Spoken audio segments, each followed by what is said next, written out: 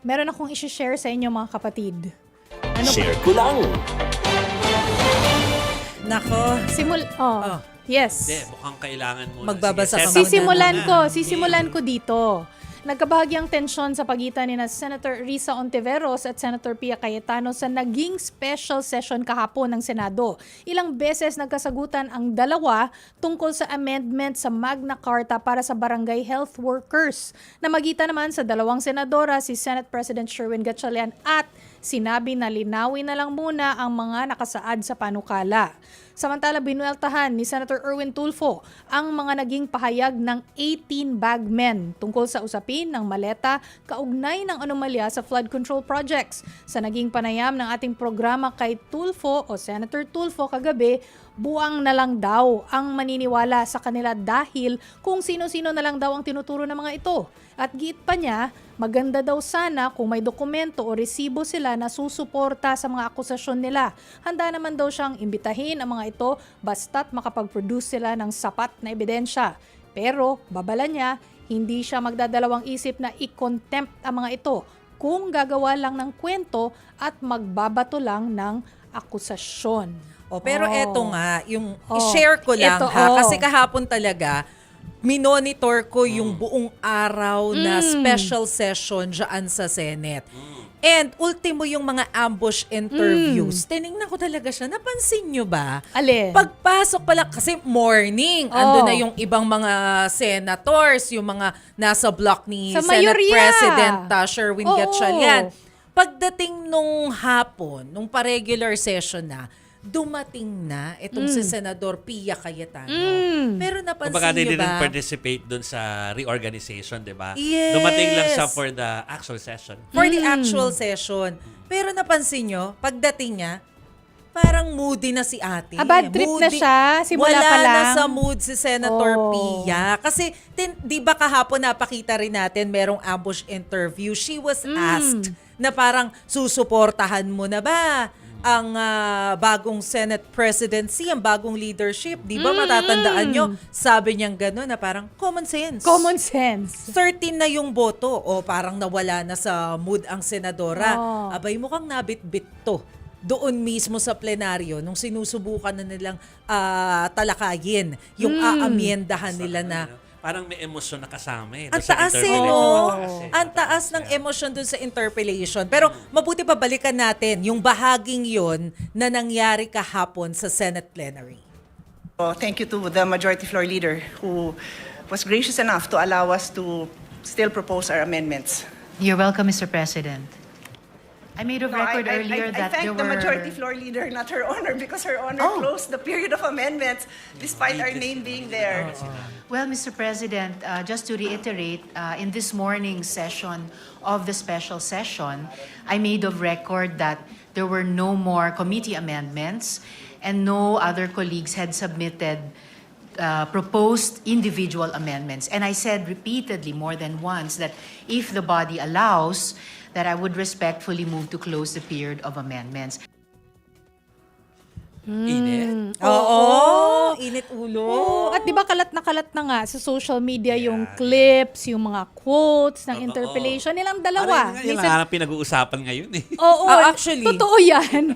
Ni Senator Pia po, tsaka ni Senator Risa. Kitang-kita nyo naman siguro the past 2 days. Pero no? I think, Chiki, Oo. kaya mo yung paliwanag. Ano ba yung pinagtatalunan? Kasi Eto iba, na nga. nakita lang yung tarayan, pero hindi yung bakit. Oo, eto Yeah. na nga mga kapatid, yung Magna Carta of Barangay Health Workers, di ba? So kahapon ng umaga, approved po yan on second reading. So wala pang minorya sa plenary, di ba? Kasi hapon nga sila dumating, di ba? Kaya na-close ang period of amendments nito. So nung hapon, pinabuksan niya May pahabol, kay Senator no? Risa. Humabol eh. Pinabuksan ni Senator Pia kay Senator Risa. So pumayag naman si Senator Risa. Yung ikalawang bill po, yung Senate Bill 1511 o 1511 na sponsored din po ni Senator Risa Ontiveros. Aamyendahan nito ang Republic Act 9439 or RA 9439, no? Sponsored by Senator Pia.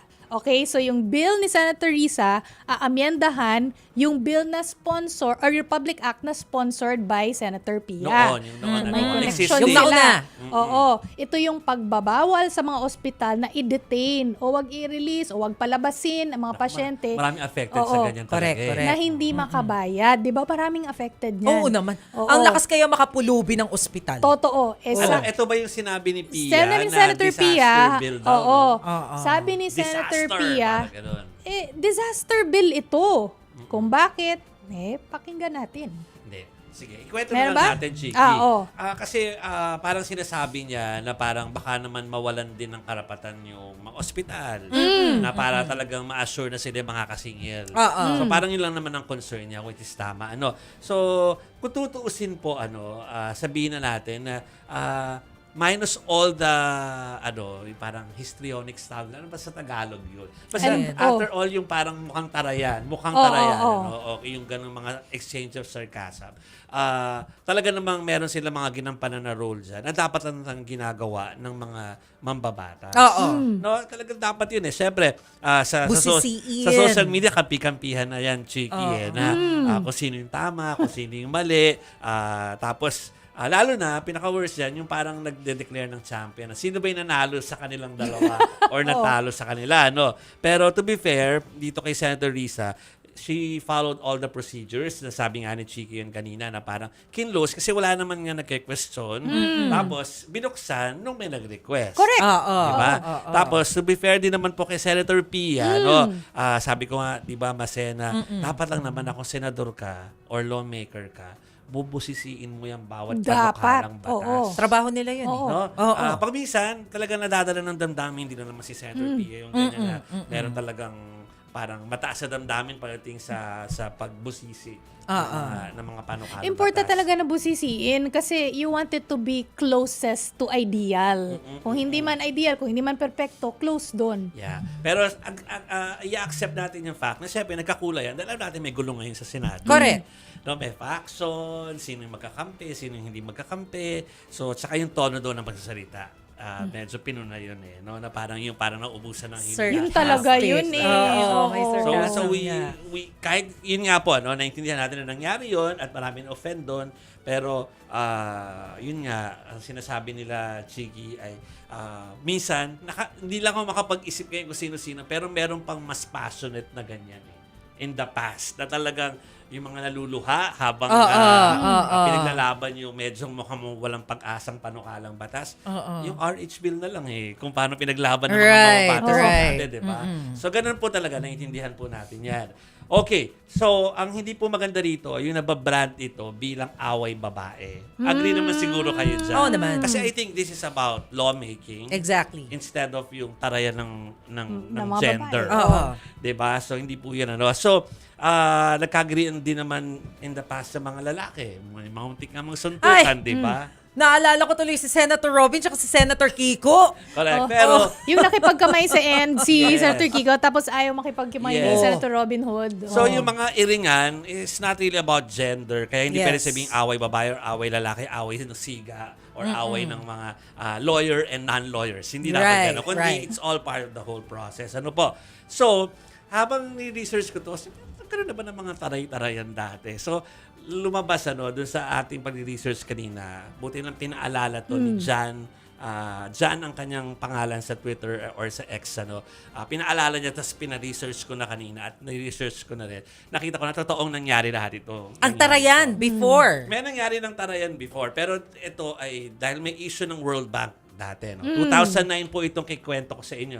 2009, nagkaroon po ng tarayan sa pagitan ni Senadora Miriam Defensor Santiago and Congress. back then, Congresswoman, Akbayan Representative Risa Ontiveros. Pinag-uusapan nila yung World Bank dahil ito'y may issue noon at pinapa-inhibit po ni Sen. Riz itong sa MDS or si Miriam Defensor Santiago kasi malapit siya kay GMA nung time na yun. I see. Oh. So parang nung pagtatalo na yon, nasabi ni Senator Defensor Santiago o ni Senator Miriam na parang ayokong i-misquote si Senadora Risa, no? Pero parang sinasabi niya doon na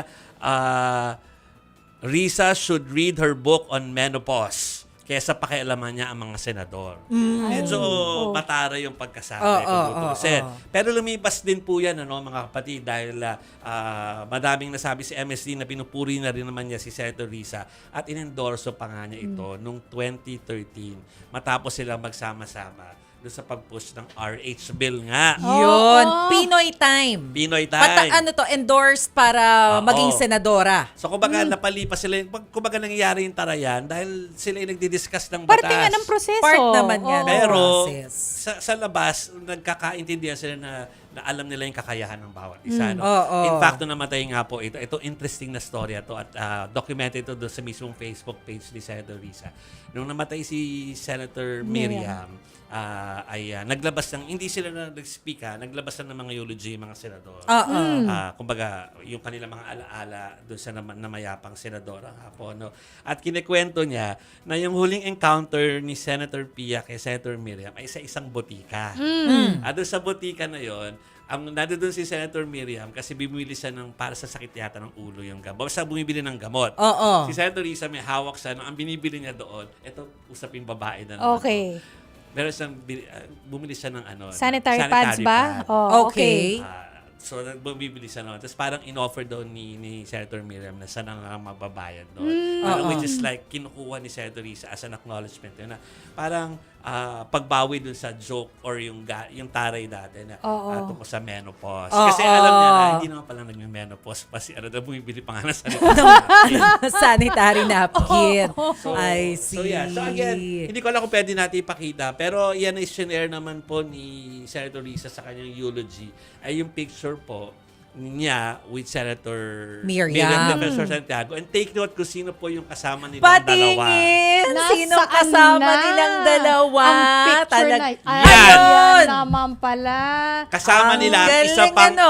RH bill proponent na si Senadora Pia Pia Cayetano. So they all worked together for a cause in the past. So nagkagalit man kahapon, di magkaiba man ngayon, pwedeng mag-iba yan. Later Yun na on, nga. baka naman i-treat din ni Senator Ria o ni Senator Pia yung other side naman o yung other senator. They will treat each other. Baka naman. Yes. Sa ngayon- Hindi ko alam kung nagkaroon na ba sila ng closure dun sa pinakahuli nilang sagutan sa Senate. Because if you recall, di ba merong paninita noon si Senator Risa na ang tagal nang nangyari yung gun-related incident sa Senate, wala pa rin nangyayari. Tapos mataas din ang emosyon no, ni Senadora Pia saying na wala man lang nangumusta. Mukhang hindi ba? pa over. Hindi natin alam, pero mukhang hindi pa over. Oo, kasi after Oo. that, I think hindi ko baka alam kung hindi pa. nagkaroon ng closure. So baka mamaya kasi continuation nito nung naging sagutan nila noong nauna. Para sa nag-pile plenaryo. up yung emotion. Pwedeng hindi Oo. pa ayos, pero ayan nga, pinapakita nga yung ehemplo ng mga pagtatalo Yes. in the past, pero kapag ka merong cause na maganda, magsasama-sama rin. Yun. Yun naman ang importante Yun ang doon. importante. Bata pa si Senator Risa, tapos may bangs pa si Senator Pia dyan. Puro pa sila bata. Oo, puro bata sila. So yan po ang We miss aming you, Senator Miriam. share ko lang ngayong gabi. Sinashare namin sa inyo na ang litrato ng pruweba na pwedeng magkagalit-galit pero pwede rin magkabati-bati. Yes. Ang ganda ng SKL ngayon. Ah, Oo. Okay. RH Bill.